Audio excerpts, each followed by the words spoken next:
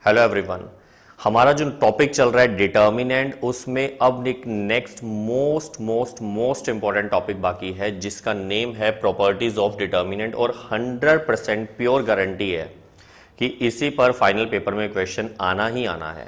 बाकी से रिलेटेड कई बार आ जाता है और ऐसा है कि कई बार 1 और 2 मार्क्स में आता है, लेकिन इससे रिलेटेड जो क्वेश्चन होगा वो 6 मार्क्स तक मोस्टली पूछा जाता है, कई बार 4 मार्क्स में आ जाता है। लेकिन प्रॉपर्टीज हैं मोस्ट इंपॉर्टेंट।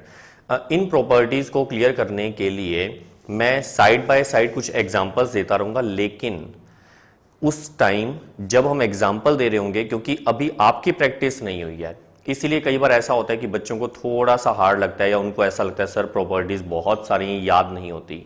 तो ये सारी चीजें एक बार साइड रखिएगा, जैसे जैसे क्वेश्चन करेंगे आपके माइंड में अपने प्रॉपर्टीज बैठती जाएंगी।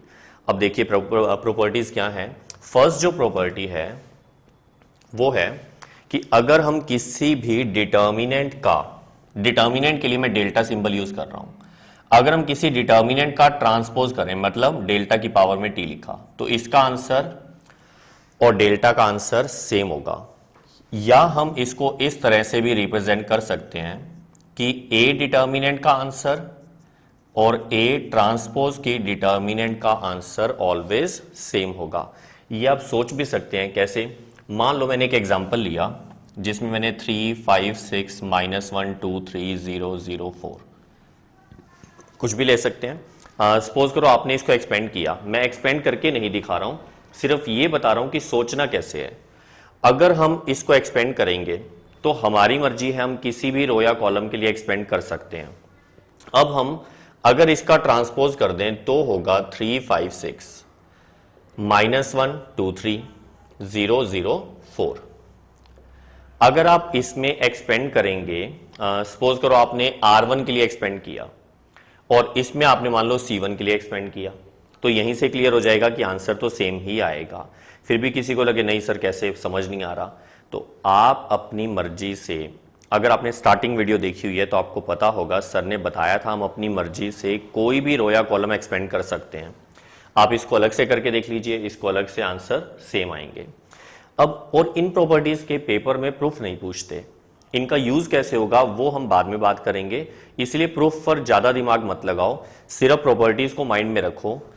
सेकंड जो प्रॉपर्टी है वो इजी है, वो ये है कि अगर हम कोई भी डिटर्मिनेंट, सपोज करो मैंने 3 × 3 एग्जांपल लिया, जैसे 5, 6, 9, 1, 2, 3, 4, 1, 1, अगर मैंने इसकी कोई भी 2 रोज या 2 कॉलम्स को इंटरचेंज किया तो उससे बाहर इसका सिंबल चेंज हो जाएगा। मतलब सपोज करो हम एक काम और कर रहे हैं, हम जो रूल्स बता रहे हैं वो रोज के अकॉर्डिंग बता रहे हैं, same to same rule column पे भी लगेंगे।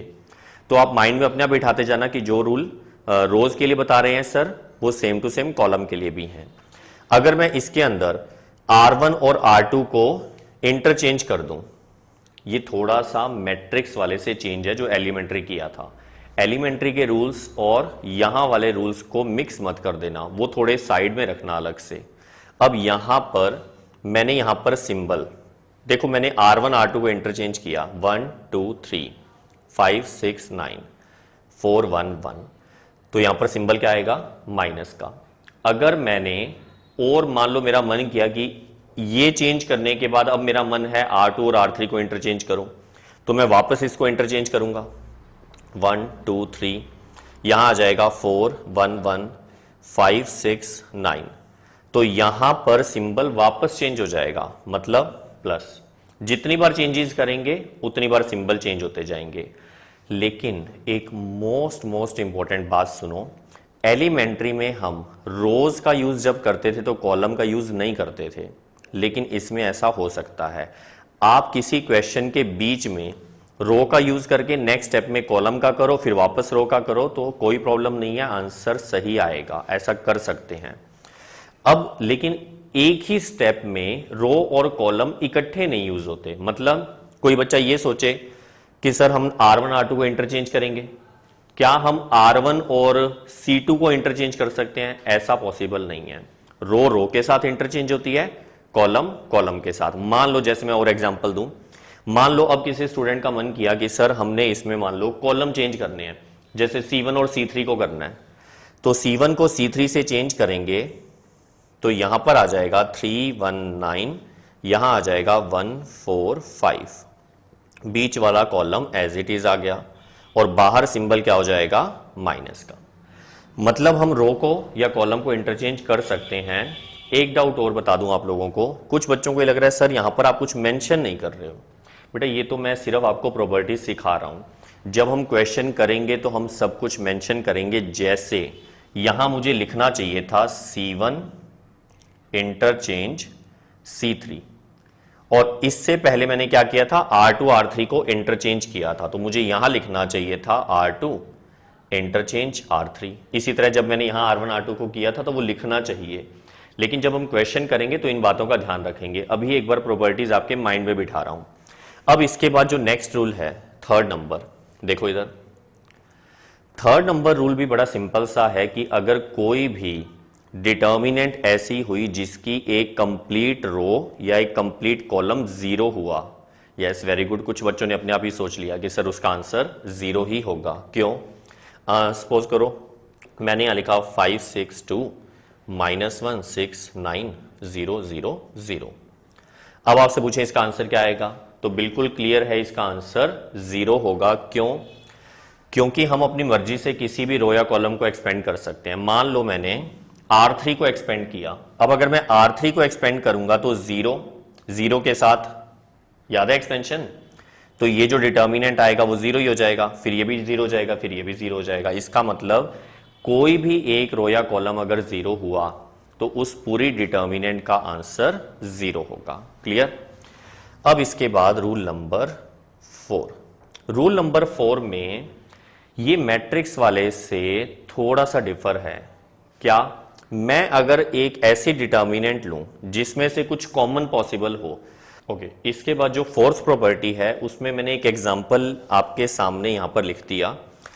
इस प्रॉपर्टी में मुझे यह सिखाना है कि मैट्रिक्स वाले से ये एक पॉइंट में यहां पर डिफर ये करेगी कि मैट्रिक्स में जब हम कॉमन लेते हैं, मैं कॉमन वाली प्रॉपर्टी सिखा रहा हूं, मैट्रिक्स में जब कॉमन लेते हैं तो सारी की सारी मैट्रिक्स में जितने एलिमेंट्स हैं उनमें से एक साथ कॉमन आ जाता है। यहां ऐसा नहीं है। मतलब यहां अगर आप इस पूरी डिटर्मिनेंट को चेक करो तो आपको दिख रहा होगा कि सभी में से 3 कॉमन आ रहा है। देखो चेक करो, सभी नहीं, इसमें नहीं है अभी 3। अगर मैं इस एग्जांपल को चेंज करके जैसे 120 कर देता हूं, देखो अब इन सब में से 3 कॉमन आ रहा है। ठीक है, तो अगर आपने इन सब में से 3 कॉमन ले लिया तो वो रॉन्ग है। ध्यान रखना, ये डिटर्मिनेंट की मोस्ट इंपॉर्टेंट प्रॉपर्टी है कि जिसमें हम कॉमन लेते वक्त ध्यान रखेंगे कि अलग अलग रो या कॉलम में से कॉमन लेना है। जब आप रो में से कॉमन लेंगे उस टाइम पर कॉलम का यूज आप नहीं कर सकते, भले ही उसमें से कॉमन हो फिर भी नहीं कर सकते। मतलब मान लो पहले मेरा मन किया कि मैंने R1 में से कॉमन लेना है, ध्यान रखना अलग अलग कॉमन लेना है। इसमें से कॉमन लूंगा तो 6 कॉमन आ रहा है, मैंने यहां 6 कॉमन ले लिया। इसी स्टेप में यहां पर कॉमन आ रहा है जैसे 3, और इसमें से 12 कॉमन आ रहा है। दिख गया सबको? जब इसमें से 6 कॉमन लिया तो यहां पर, yes very good, 4, this is 5, और यहां पर आ जाएगा 2। 3 कॉमन लिया इसमें से, यहां पर 2, इसमें से 3 कॉमन लिया, कितना आएगा यहां पर? यस वेरी गुड, 20, और 3 कॉमन लेंगे तो 5, और इसमें से 12 कॉमन लेंगे तो 1, 10, और इधर 2। क्लियर? अब जब हमने कॉमन ले लिया तो ध्यान से देखना, कई बार ऐसा होगा कि कॉमन लेने के बाद कॉलम में से भी कॉमन हो सकता है हो। जैसे इसमें से कॉमन नहीं है कुछ भी, इसमें से आ सकता है 5, इसमें से कुछ नहीं है। तो अब हम ऐसा कर सकते हैं नेक्स्ट स्टेप में, इसी में नहीं, कि हम इसमें से 5 कॉमन ले लें। मतलब यहां के बाद मैं ऊपर लिख रहा हूं इधर 6 × 3 × 12 × 5। अब यहां पर कॉमन लेने के बाद 4, 2, 1 एज इट इज, यहां से कॉमन लिया था 5, तो 1, 4, 2, और इसमें से कुछ भी कॉमन नहीं था तो 2, 5, 2। क्या ये बात क्लियर हो गई सबको? ये कॉमन लेने का प्रोसेस था, लेकिन अभी भी कुछ बच्चों को डाउट है, थोड़ा सा और क्लियर करता हूं। कई बार ऐसा है कि कॉमन लेने के बाद मान लो वापस मन करे कि अंदर मल्टीप्लाई करना है, अब क्या होगा? मान लो इससे मल्टीप्लाई करना है, अब कुछ बच्चों को लगता है सर वापस वैसा ही होगा क्या? ऐसा बिल्कुल नहीं है। मतलब अगर मैंने R1 में से कॉमन लिया तो वापस ये नहीं कि R1 में ही मल्टीप्लाई करना है। आप R1 में से कॉमन लेने के बाद उसे R2 में, R3 में या C1, C2, C3 किसी में भी मल्टीप्लाई कर सकते हो। लेकिन मैंने ये कह दिया जिस टाइम रो में यूज करेंगे उसी टाइम कॉलम में नहीं करेंगे, अगले स्टेप में कर सकते हैं। मान लो जैसे मेरा मन किया कि ये जो 6 है ये मैंने कॉमन तो लिया था R1 में से, देख लो यहां पर, लेकिन मैं मल्टीप्लाई कर देता हूं मान लो C2 को, तो ये 3 एज इट इज पड़ा है, ये 12 पड़ा है, ये 5 पड़ा है। अब ये जो 6 था ये मैंने मल्टीप्लाई कर दिया इस वाली कॉलम के अंदर, तो कितना आ जाएगा? 6, 24, 12।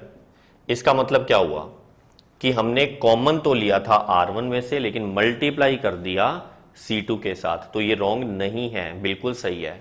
अच्छा मान लो किसी को लगे सर ऐसा नहीं कर सकते क्या, इकट्ठा ही कर दे, मल्टीप्लाई कर दे, मतलब ऐसा भी हो सकता है। सपोज करो मैंने जैसे इनको मल्टीप्लाई कर दिया, कितना हो जाएगा?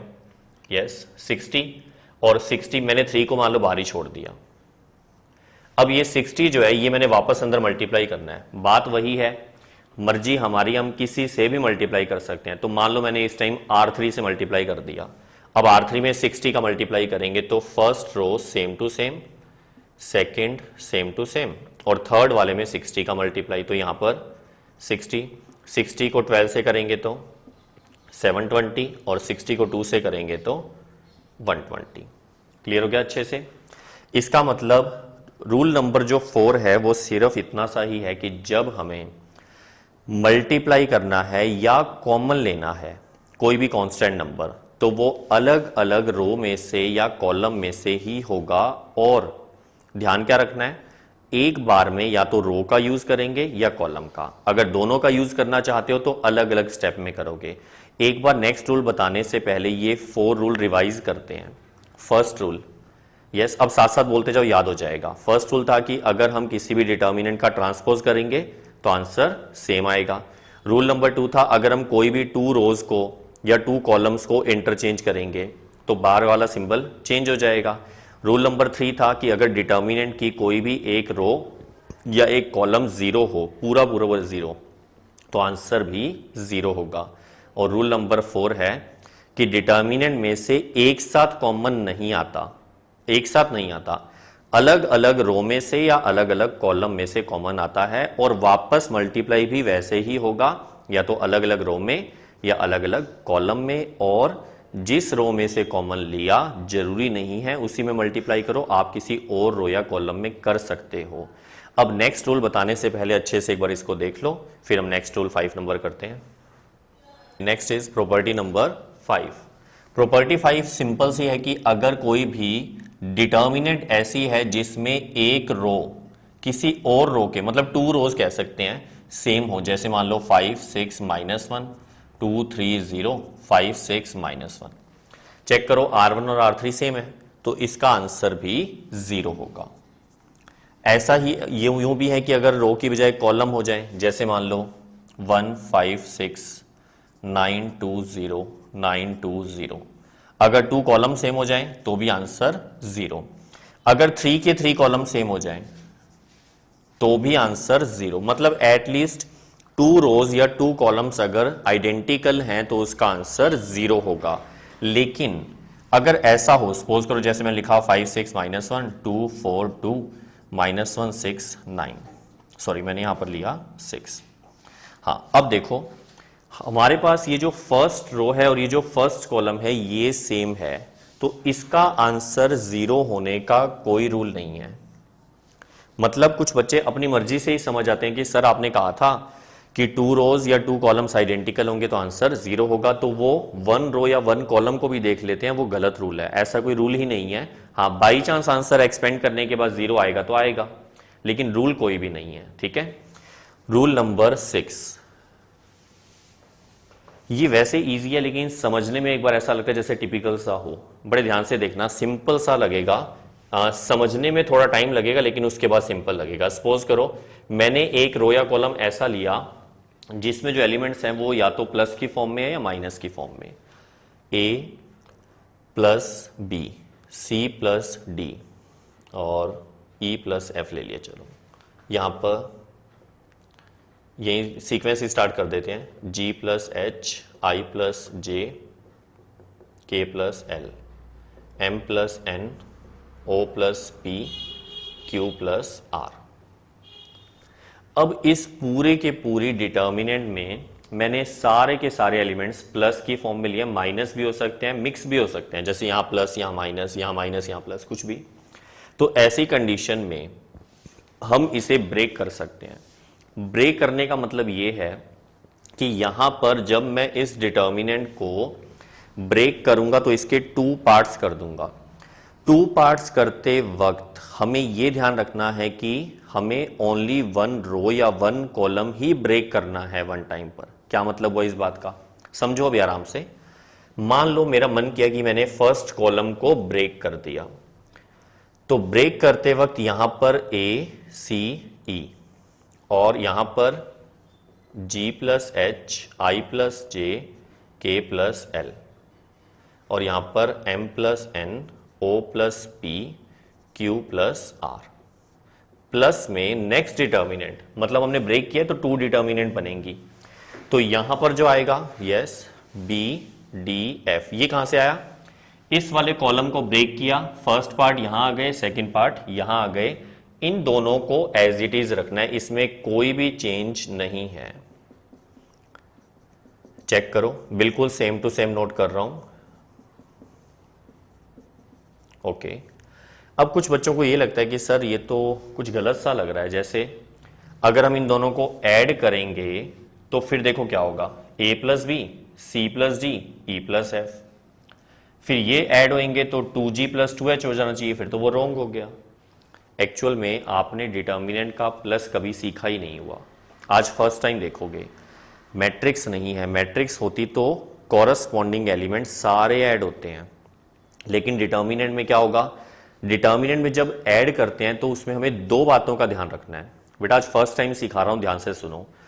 दो बातें ये हैं कि पहला काम, जितनी उसमें रोज या कॉलम्स हैं, ठीक है, हम रो की, चलो कॉलम की बात करते हैं एक बार। मान लो कॉलम की बात कर रहे हैं, जैसे इसमें 3 कॉलम्स हैं तो इन 3 में से 2 ऐसे कॉलम होने चाहिए जो बिल्कुल सेम हो और उनको ऐड नहीं करना। जो थर्ड वाला है, जो डिफरेंट है, उनको ऐड करना है सिर्फ।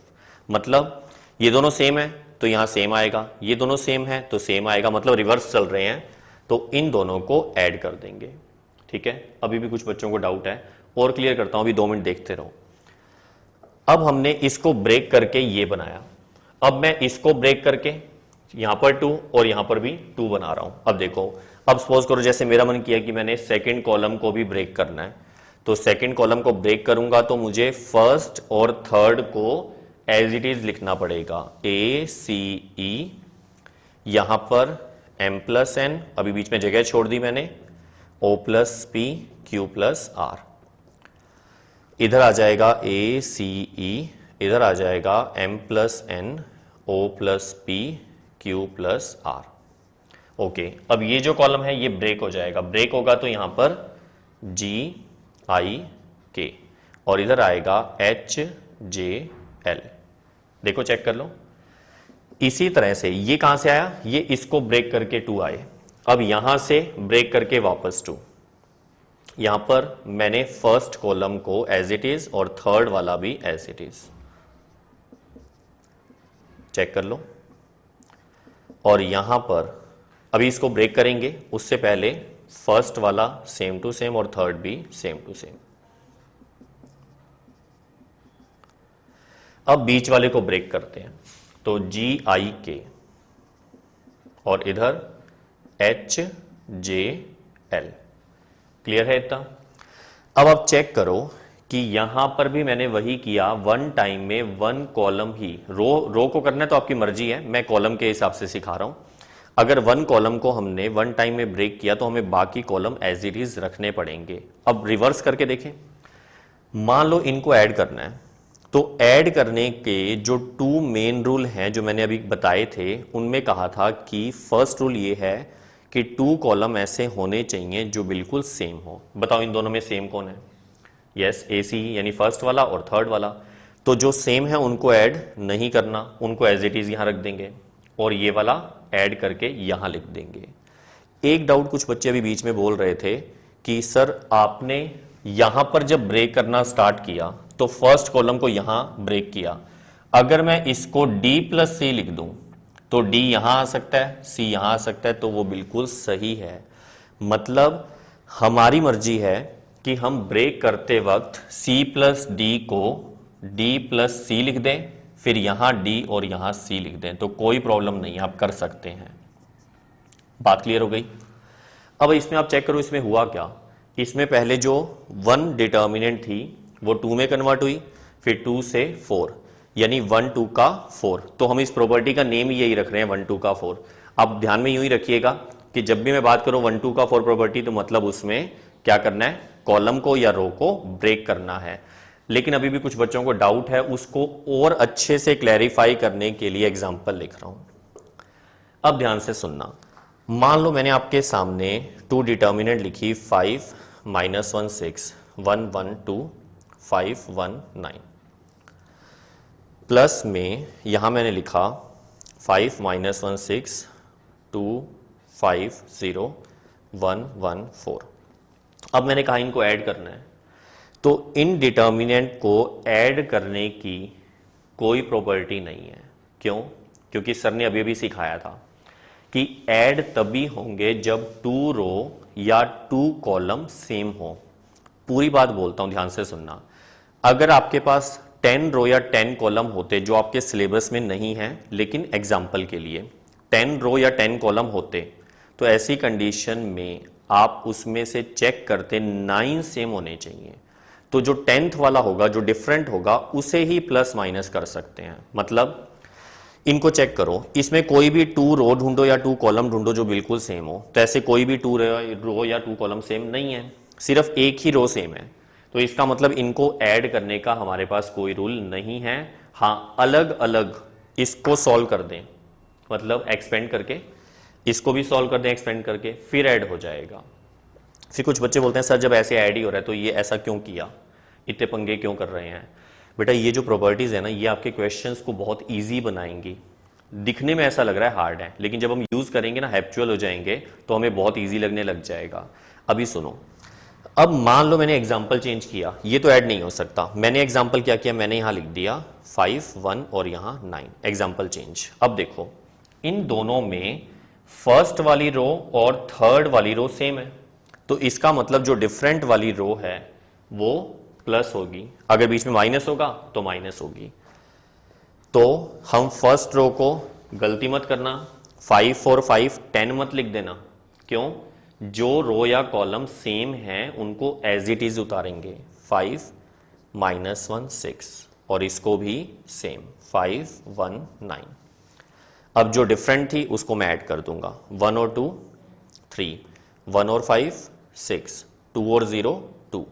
तो आप चेक कर लो, ये इसका आंसर आ गया। अगर आप इसको वेरीफाई करना चाहते हो, जिसकी कोई रिक्वायरमेंट नहीं है, आप इसको अलग से एक्सपेंड करो, इसको अलग से करो, दोनों को ऐड कर दो, फिर इसका अलग से आंसर निकालो, वो आंसर सेम आ जाएंगे। इतना क्लियर हो गया?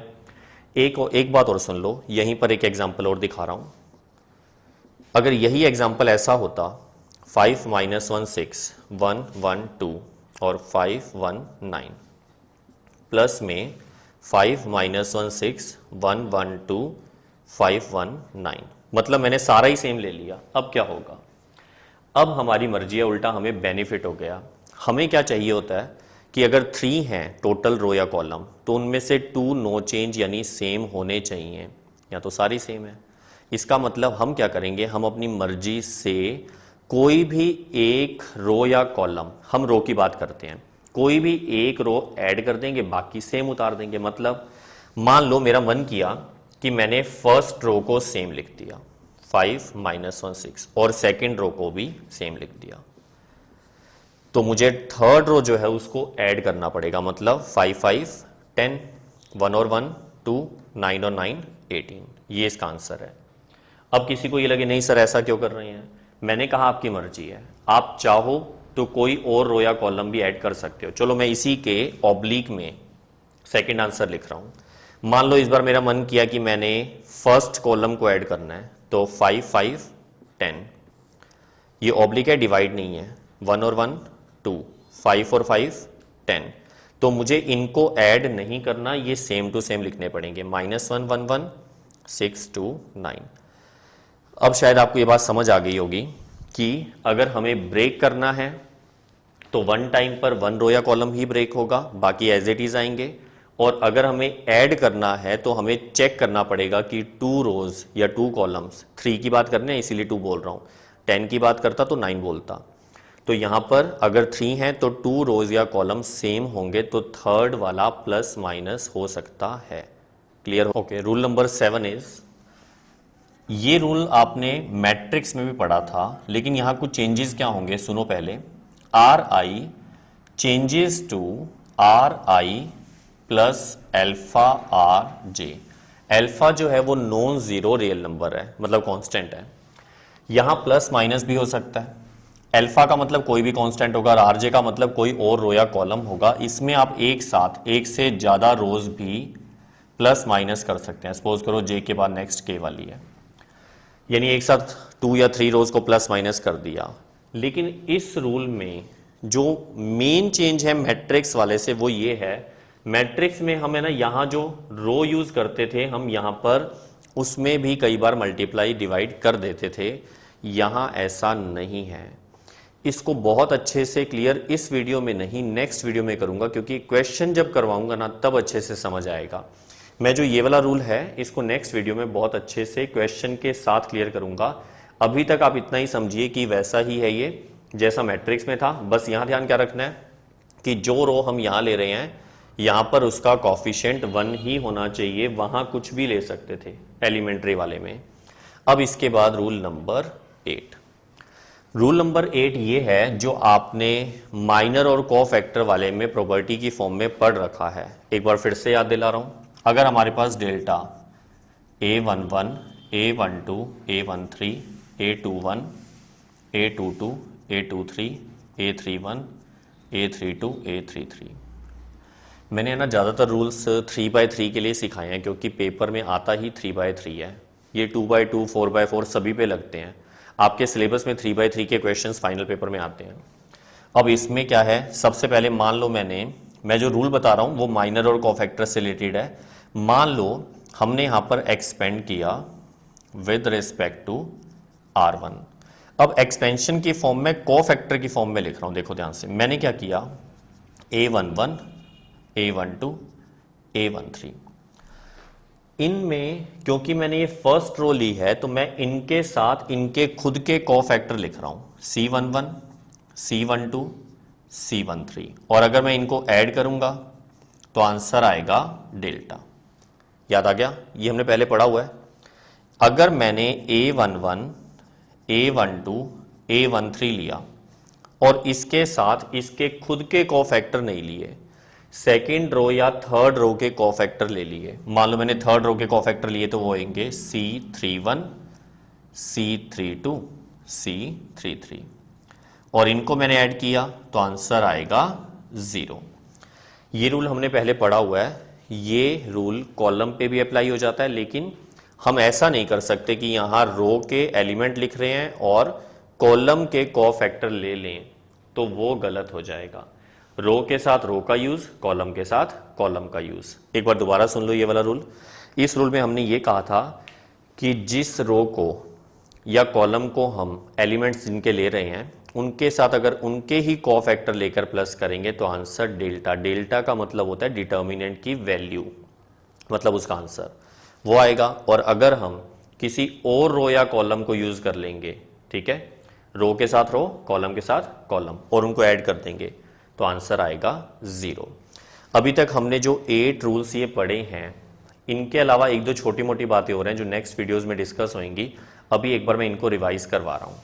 ओके, चलिए एक बार प्रॉपर्टीज को रिवाइज करें और साथ साथ याद करने हैं, ठीक है। ये मत समझा करो कि सर को पता नहीं लग रहा है, आप लोग अपने आप कोशिश करो कि माइंड में सारी प्रॉपर्टीज जब वीडियो देख रहे होते हो तो साथ साथ ही बिठा लिया करो। अच्छे से सुनो। फर्स्ट प्रॉपर्टी मैंने कहा था अगर हम ट्रांसपोज करेंगे तो आंसर सेम आएगा, याद है? ट्रांसपोज करेंगे तो आंसर सेम, लेकिन डिटर्मिनेंट का। सेकेंड प्रॉपर्टी थी कि अगर ऐसी कोई भी डिटर्मिनेंट हो जिसमें हम टू रोज को या टू कॉलम्स को इंटरचेंज करें तो उसके बाहर वाला सिंबल चेंज हो जाएगा। मान लो जैसे मैंने इसके अंदर R1 को इंटरचेंज किया R3 से, R1 R3 को, ऊपर R3 आ गई 690, सबसे नीचे R1 आ गया और जो बीच में है उसको एज इट इज रख दिया हमने, तो बाहर वाला सिंबल माइनस। रूल नंबर 3, कोई भी एक कंप्लीट रो या कॉलम 0 हो तो आंसर 0। रूल नंबर 4, ये इंपॉर्टेंट था, कॉमन लेने वाला। इन सब में से कॉमन क्या आ रहा है? 2। तो यहां पर A B C P Q R X Y Z। Very good. कुछ बच्चे बोल रहे हैं सर आप गलत कर रहे हो। बिल्कुल सही सुन गए आपकी बात मुझे कि इसमें एक मिस्टेक क्या है कि यहां पर जब हम कॉमन लेंगे तो मैंने सिखाया था अभी अभी कि मैट्रिक्स होती तो सब में से कॉमन आता, लेकिन डिटर्मिनेंट होगी तो अलग अलग कॉमन आता है। मान लो मैंने इसमें से 2 कॉमन लिया तो अलग से लेंगे, इसमें से अलग से और इसमें से अलग से, मतलब 2 जो आएगा वो 3 टाइम्स आएगा। तो 2 की पावर या तो 3 लिख दो या 2 इंटू 2 इंटू 2 लिख दो। ये रूल क्लियर हो गया। अब अगर अभी कॉमन लेने के बाद और भी कॉमन हो तो वो अगले स्टेप में ले सकते हैं, वो मैंने अभी 10 मिनट पहले बताया है आपको। रूल नंबर 5, कोई भी 2 रोज या कॉलम आइडेंटिकल हो, चेक करना इसमें फर्स्ट और थर्ड वाला कॉलम सेम है तो इसका आंसर 0।